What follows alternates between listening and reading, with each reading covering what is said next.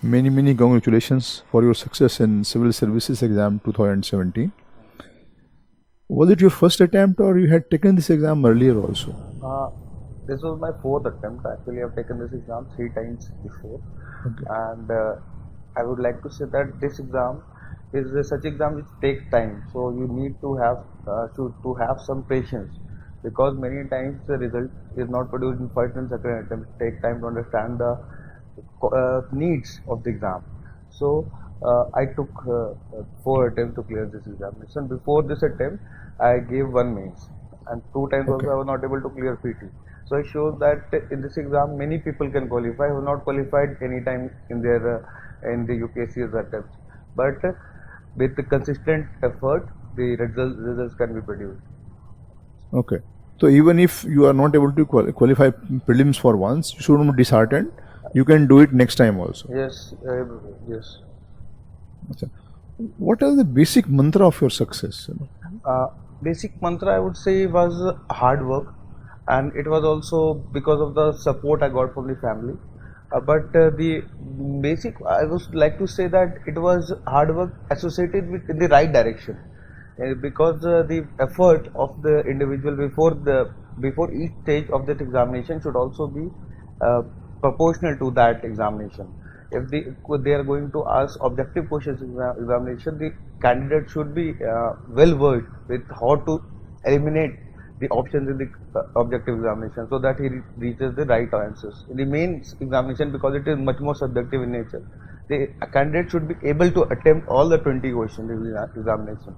He should be able to write 20 questions in the fixed 3 hours time period, so that the aggregate marks of the candidate, it shoots up.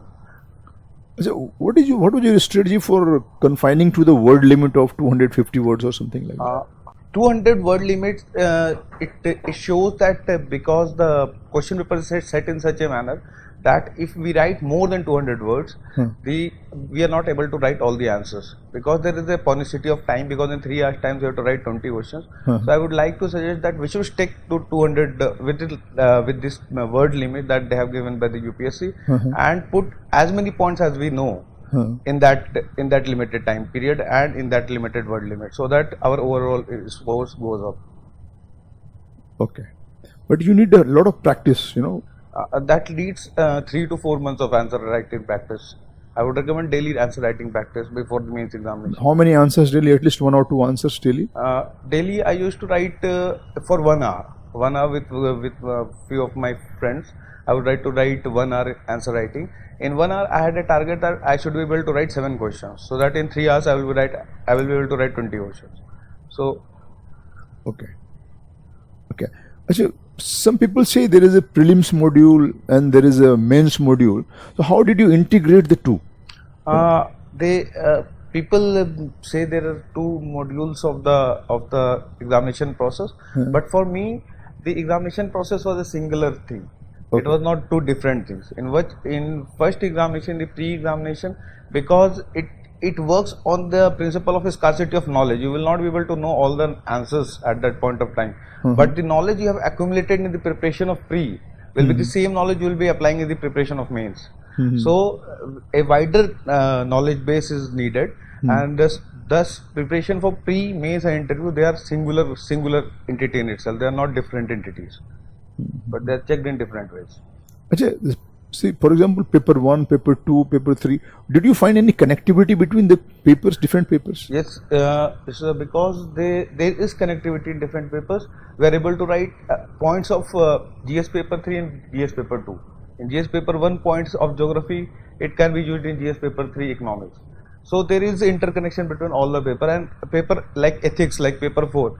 It has a very good charisma, because this paper, the points from this paper can be used from anywhere in the whole examination process, from the mains, from essay to GS paper, all the GS papers as well as the interview. So ethics, I would like to say, is very essential.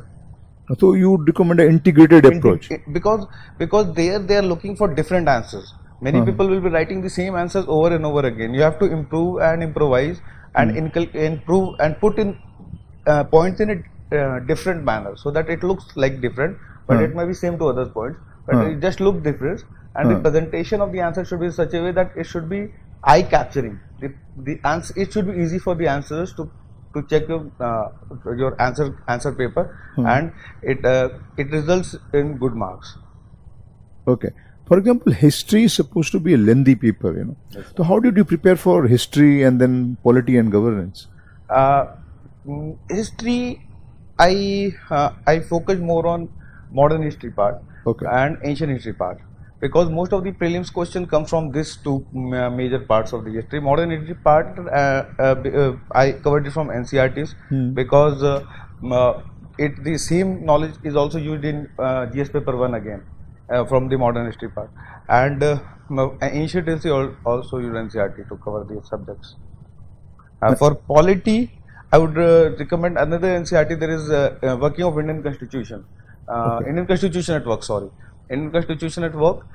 This is for polity. I would like to go that instead of reading too many books, read one book and go for editorial. In the each day newspaper, there are editorial, and there are many websites which take the daily editorial and they print it like KLIS.com. So we can take the material made by these institutes and work on it, so that the work become easier for us. Now, what about preparing for men's? I mean, I'm talking about history and polity. How did you prepare for the men's? So for polity, I read newspapers only. Okay. In the polity part, apart from my NCRTs. Okay. Only the newspaper, and the points which I got from the newspaper, I put them down in my notes. Okay. So that I can be able to use it again in an answer writing. I try to use those points which I have noted down in my notes, so Okay. that the habit of connecting answer writing to the real answers become Okay. a reality. So this is the way I covered my governance. Okay. Which newspaper did you find more useful? I personally preferred Indian Express to be more useful because it Okay. covered many topics. Okay. Acha. What was your strategy for the ethics paper? Ethics paper, as I already told earlier, that it is a very scoring paper, and because the marks in ethics and essay, it creates a very huge difference between those candidates who have got their name in the PDF and those who have not got their names in the PDF. Ethics, with the ethics paper, because many people know what they have to write, but there are more which need to be done. What I did more was that I made a list of good IPS officers that have worked over the period of time. I made what the contribution they had made to society. I collected name of good NGOs that have worked in the field of society. I made some few quotes. That's this in honesty. There is a quote of there is a quote, such quote by a great person. I made a list of them, so that when I wrote those answers, I was able to prove my answer. Instead of just saying honesty and explaining it, I explained it through a real life example. So it really increased my marks over the last year answer paper. So this was the new change that I inculcated in my ethics answer. And how did you prepare for the case studies? Because case study is a major component of ethics. Case studies, I would recommend that case study, the only way to get good marks in case study is to practice more and more of case studies. Okay. And the answer should be in such a way that the answer should be multidimensional. When you are approaching the case study, just don't approach the case study from the context of both parties concerned, but also of the use of that on the society. Or if the both party may be happy, but on the cost of the society, the cost to society may be high. So when you use case study, you should also put all the knowledge which you got on this field on those questions and use those in the answer. So use of I like to call it top-ons. I put it on the answer and create a different flavor cake like that. So answers change with the examples. So in ethics also we have to put in the case study or in the general answer with which they ask for 10 marks for 125 marks. All should be substantiated with very good examples. So for ethics, instead of reading many books, we should collect a list of good examples which we can use in the exams. Were you using quotations also in your answer? Were you using quotations also? Yes, I was using quotation also. I made a list of a few of the quotation by the great person. I got just one page of the quotation and for different topics, and I used it. examination. Okay. You think that helps you in scoring more, fetching more marks? Yes, sir. Okay.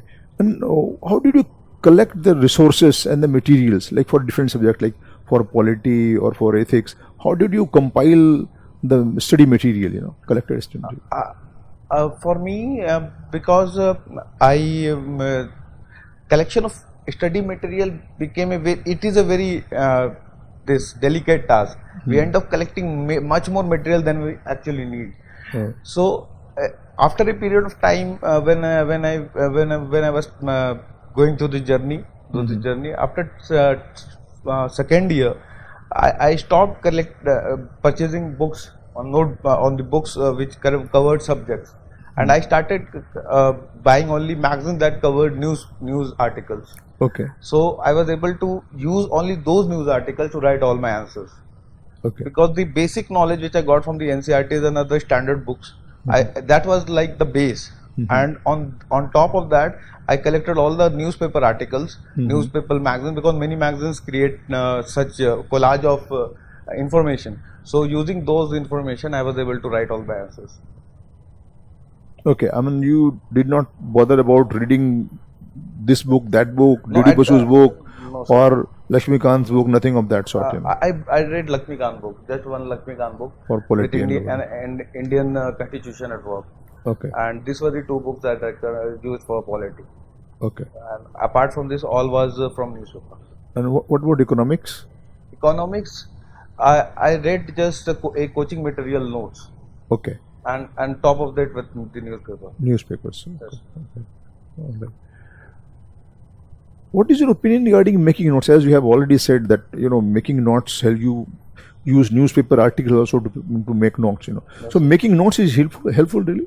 So I think that every day, if a candidate want to measure how much he has studied, he should look how much he has written. Instead of just reading books, making notes, because the syllabus is so comprehensive.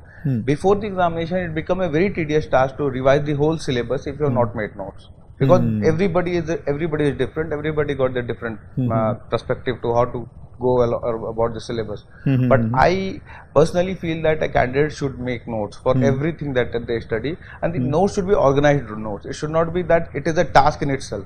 It is a task for a greater means, that is to qualify the whole examination. So making notes, and before the examination, I used to make a notes of the notes.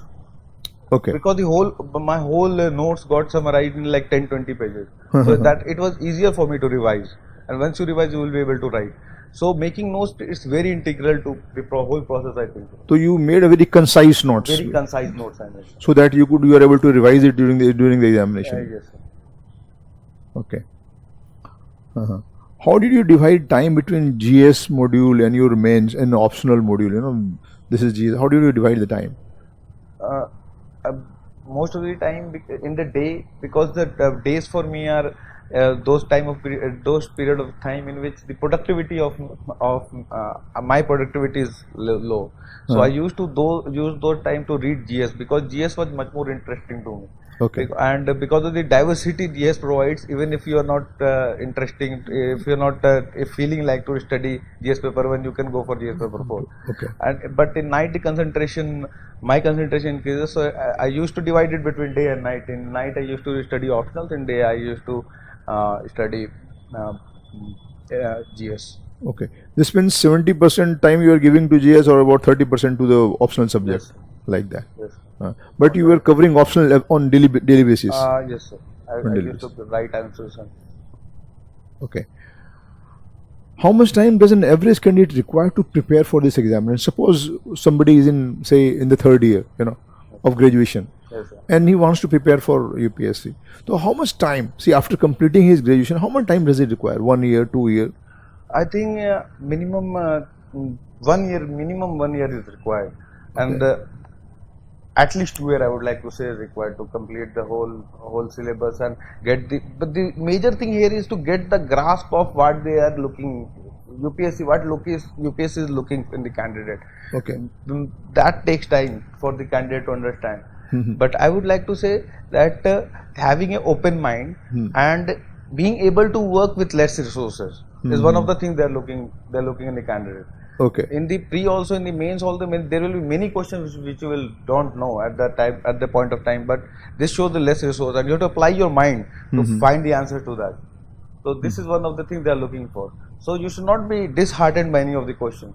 You should take it as a challenge and try to solve it and finish it. And the preparation one should start, say, in the second year or third year, or only after completing the graduation. What is your opinion regarding that? So I think that if candidates should start preparing only after completing his graduation, Not before that. not before that, because I too started preparing before my graduation was completed. But the because the mind frame of the candidate at that time of point of time is not that much directed toward UPSC, and because of that, the candidate takes longer period of time to complete the actual examination than if you had. I would like to say that if a candidate is doing graduation at the moment of time, he should put his 100% focus on the graduation, do very good in the graduation, then you come to UPSC, you will be able to do it. Okay. See, there is a general perception that this examination is not a process of selection, it is a process of elimination. So, do you agree with this? So, because there are so many candidates, this have been one of the misfortunate thing about the UPSC, that the examination process, a 4.5 lakh candidate sits, and in which they are finally selecting 900 candidates. The whole process is such a way with the many candidates that would have become a very good civil servants. They have been eliminated because there was so fierce competition at the whole process, and the seats are so less. So, according to this, perception is correct. Yes, sir, I think so. Okay.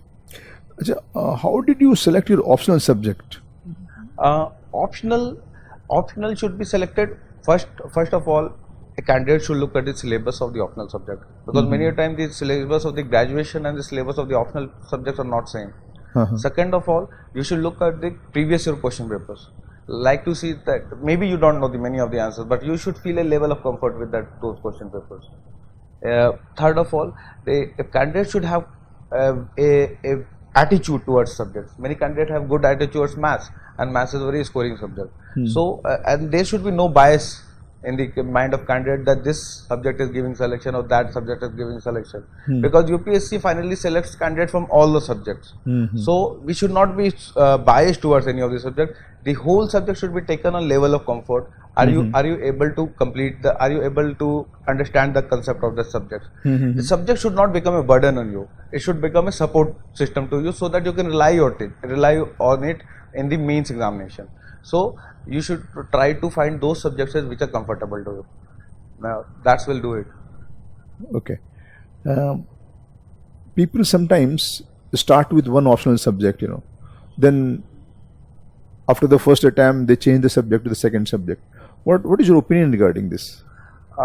If they have not written mains with the subject in the first attempt, if they are changing the subject, they are doing on the perception of somebody else, their own perception, how they are performing in the subject. If the person have given the examination, I would like to say that if the person has given the examination with that optional subject, and he with the combined total of the both subject is below 150. Okay. Then if he think that he can do better in other subject, he can go for that. Then if he scored above 150 in the both subjects, then he can work on that subject also, and they can get good marks in that subject. So I think that is the parameter that I made. Okay. Achha, what was your answer writing style? You believe in writing paragraphs or the bullet points? How do you write your answer? This have become a very frequent question in the mind of candidates, that how to write the answer. I would like to say you should use both, because the introduction is needed in a question and a conclusion also needed in a question. Okay. So both of these can't be written in the paragraph form, in bullet form. Okay. I think this should be written in the paragraph form. Okay. And the rest of the answer that can be written either in the paragraph form or in bullet form. Okay. But there should be a presentation. There should be a style in writing your answers. Okay. You should have different subheadings in your answer. It should not be disorganized. It should be a flow rather than a haphazard way. If you are writing points of economy in that answer, the whole point of economy should come in a single place. It should not be dispersed all over the place. It should not be a cumbersome process for a teacher. It should be easy process. And when there is a structure, subheadings below the answers, your answer also look good. And always try to put in an example from outside.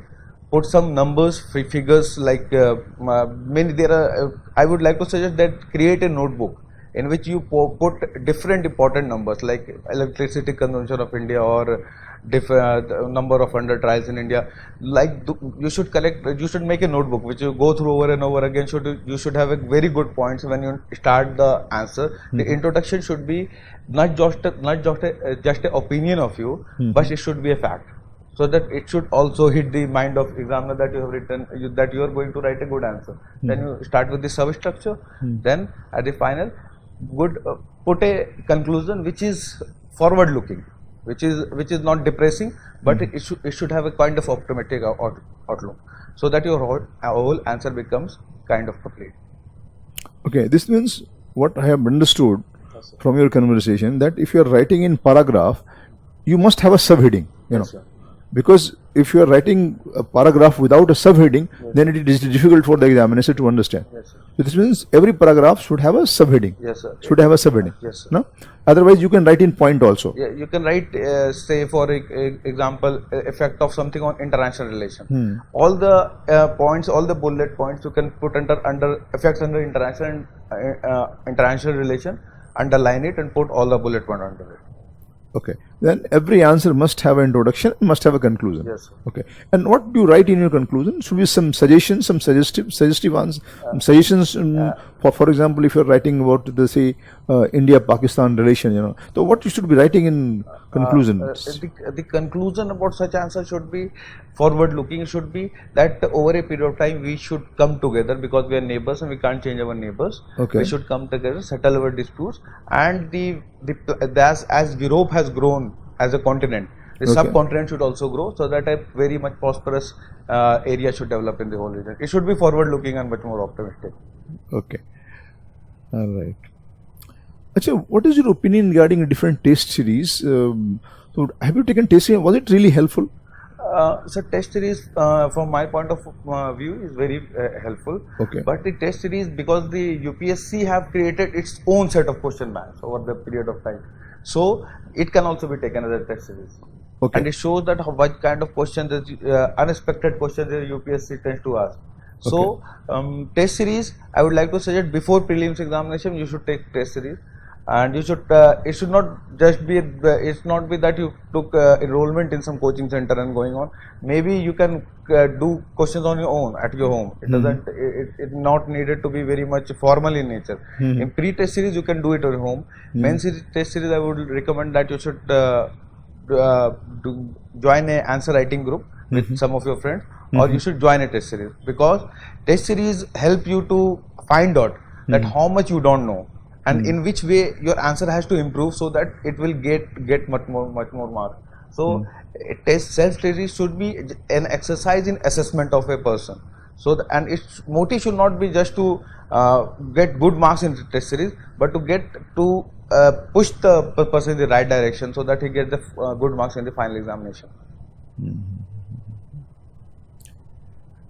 Now, during this process of preparing for your examination, how did you manage your tempo? Because there are so many distractions in between. Yes, sir. And how did you manage to study for longer hours? You know? Yes, sir.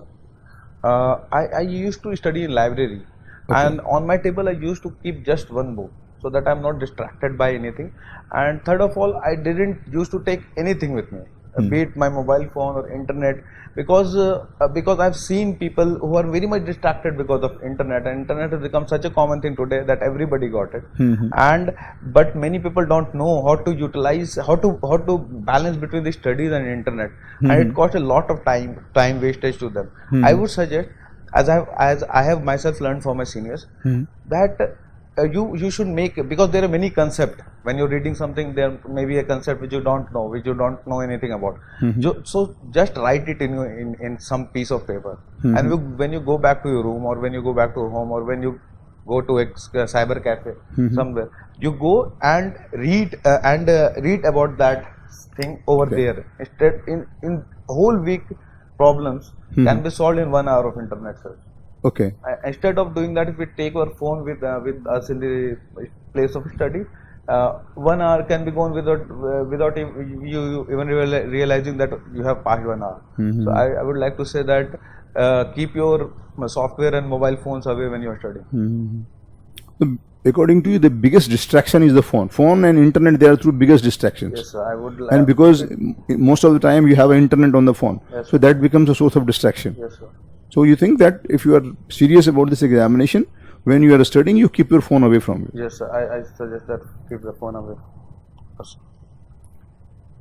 Okay, what is your opinion regarding, there are some government sites, there are different websites, some online material. People don't know whether they are authentic or they are not authentic. But what is your own? Did you take the help of any online material? Yes, sir. I used to take the help of websites like PIB, and there are many websites from where the questions are also made on the government website. So I used to visit many of the websites, collect which all schemes these governments, these programs are studying. We got our PIB, which is source of all the government information. We got many of the private initiatives also, like KLAIS.com and other websites which have actually helped candidates to get very new current information and at very less effort. Because if everything the candidate is going to do on its own, he will find a very much pressure on his time. And if you're not able to balance, then his whole goals go haywire. So I would suggest that there are many websites and candidates should use it in their whole studying process. Achha, what is your opinion regarding, say, the Ministry of External Affairs? They have a lot of information regarding the relations with different countries. Yes, sir. Yes, You know, sir. those informations. Those are like the best information you can go get on those subjects from those websites.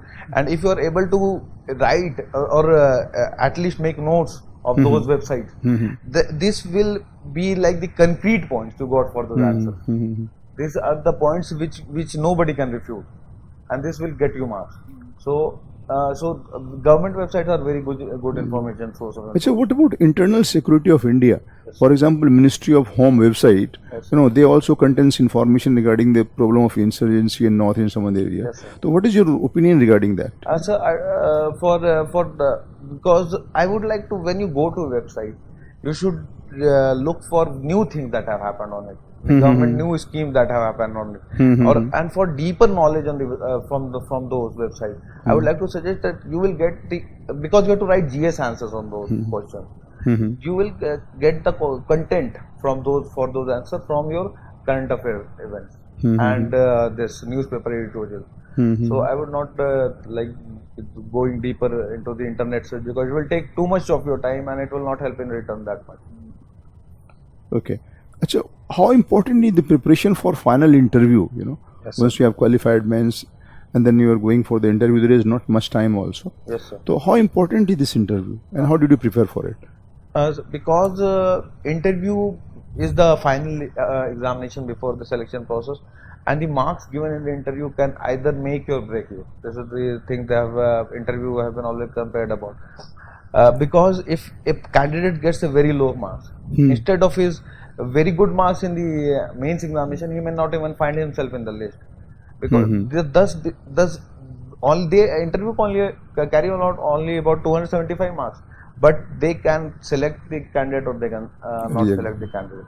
So for the preparation of interview, a candidate should at least, in the least minimum thing, they should know themselves. This is a personality test that UPSC is going to know. They are trying to know what kind of individual you are. So you should at least know that you are, and you cannot lie in front of them about anything, because they are so much senior of you that they will know if you lie anything about. So I would like to suggest that there is one thing that a candidate should do even before this. That is to cultivate hobby. Okay. If we cultivate few good hobby like reading some books or biographies or any other which a person like a hobby, this will give the personality a new dimension to that person, and he can use this hobby as to impress or to this the board will know that this person is not just focus on his only one dimensional. He can think in many other dimensions. So I would say that the hobbies should be done first before the examination process, before the interview call, and after the interview call, the much more focus should be on the DAF and the current events happening at that point of time, so that you should be able to know, you should be able to answer all those questions. And in interview, it's not important that you should know all the things, because they are much more senior to you. But when you give the answer, you should show that you have confidence in those answers, and you are giving those answers because you know them, not you are not bluffing in front of them. Okay. So, which material was helpful for you in preparing for what you call the interview? Some newspapers, only newspapers, or something? Only newspapers. Only newspapers. And very much detailed research on the DAF. Okay. Because DAF is something which they also, interviewers also got in their hand, and it's something about you. And you also, they expect questions on the DAF about you, about your optional subject, about your graduation, about your hobbies, about your native place, things like that. It will so the DAF should be known along with the current affair. It will do much more. It will much more than enough. And at the same time, we should not be focused on very peculiar questions. Many times the candidates who are getting into the UPSC stream, they think that very unique questions are asked in UPSC interview. The case is not like that. There's simple questions, help them to understand a candidate better, rather than very unique question. So a question like who are you is much more important than many other questions that are floating on net in the name of UPSC interview. So when you write your profile, you should be very thorough with your profile when you go for the interview. Yes, sir. Right. Achha, what is your opinion regarding our, KLAIS study plan, the comprehensive study plan they have made? Yes, sir. Because the whole process, I've already told earlier, the whole process is an integral one. The comprehensive program takes this scenario and puts the whole plan into action. It takes a candidate from the prelims stage to the final stage, because the whole process is integrated. There will be a much more time management and a plan in which the whole process will go on. Second of all, there will be many you will get a personal feedback, because many a time a candidate feels that he is lost in the race of UPSC interview. There is nobody to help him, guide him. If we get a personal touch to the interview from a senior aspirant or from a teacher, the candidates this whole process goes much more smoother. So this comprehensive program take this also into account and put the teachers to student participation to its max, and there are also test series which are very important for the whole examination process. So I think it's a very good program, and it will produce many results in the future. Okay. What is your advice for the future aspirants who are aspiring to qualify this examination? All the aspirants, I want to say that this examination takes time, and you should not be feel guilty if you're not able to clear this examination. This examination is not an end of life or a thing itself. Because the whole life in itself is a very larger picture than the UPSC examination. If I go 20 years from now, I would think of it as an incident. Any person will think of just a thing, a career path they have made. If a person is good in anything, he can go into those things and he will succeed. And second of all, I will like to say that for this examination, it's not become that you are mad about this. You should be passionate about it, but it should not be into level of something that you are dissociated yourself with everything and you are focused only on this. I would like to say you should have friends, you should have family, you should communicate with them, and you should make it the part of your life. Preparing for the UPSC, but it takes time. You should have that patience. You may not be successful in first two attempt, but all those people who have been working, hard, they get their name in the list. This is one thing I'm sure. There is not a single candidate who can say that they have worked hard and the UPSC have not selected them.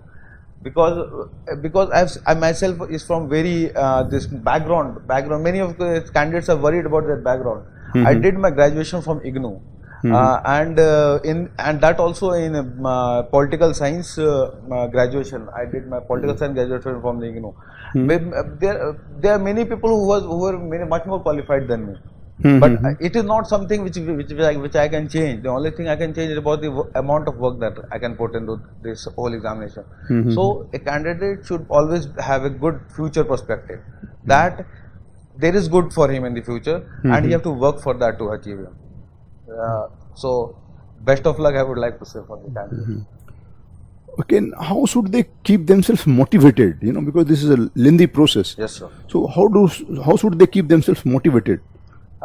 There were two ways in which a candidate gets motivated, from my point of view. One of them, very important, is also preparing many other examinations. Because UPSC is not one of the examinations. I also appeared in many of the examinations. Because preparing many of the examinations, if you get selected in, because every examination today has 2 to 3 phases. If you get selection in first to second phase, maybe not in the third phase. But it gives you a kind of push. Okay, you can do it. So this is the kind of motivation that comes from inside, because you have cleared few of the examinations. So I would like candidates to go for every examination that the forms come. They should not be concerned about what this examination is about. It may be about anything, but you should give more and more examination. First of all thing is that. Second is the keep motivating. They should think that, because many of the seniors, they have gone through the same phase, and this thing is like this, and I will also do it. They should keep saying to them, I will also do it, but because there are also some false confidence. The confidence is also not from real. They say that you should fake confidence as long as you can make it real. If you fake confidence long enough, it becomes real. So I would like to say, even if they don't have that confidence from inside, I also don't used to have that confidence from inside. But I would like to say that, okay, it will happen, it will happen, it will happen. So it will help you to be focused on your studies. But there is also a perception that while you prepare for the civil services exam, you should not take any other examination, because it leads to distraction. Yes, sir. Because I personally feel that many examination syllabus are same as my UPSC selection examination. Okay. So yes, there can be people, because everybody is unique in this whole examination process. Everybody will find a different way to clear the whole examination process, because there is no set. But I would like to say, preparing for other examination, it also gives you kind of backup. First of all, because many of the candidates like me, they don't have any backup. It gives you a backup, and at the same time, it shows that, okay, if you can do this, you can crack other competitive examination also. So it is kind of a motivating factor. So according to you, everybody is unique and everybody can have his own formula of success. Yes, sir. Okay. Thank you very much.